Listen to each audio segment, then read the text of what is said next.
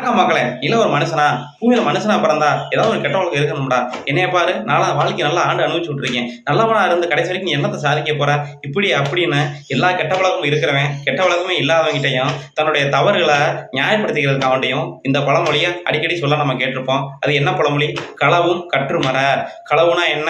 திருடுதல். அப்ப திருடு தொழில கத்துக்கிட்டு மறந்துடணுமா அப்படின்னா அது கிடையாதுங்க.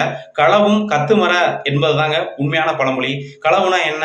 திருடுதல். கத்தும்னா அதுக்கு தமிழ்ல இன்னொரு பெயர் இருக்கு. கத்தும்னா என்ன?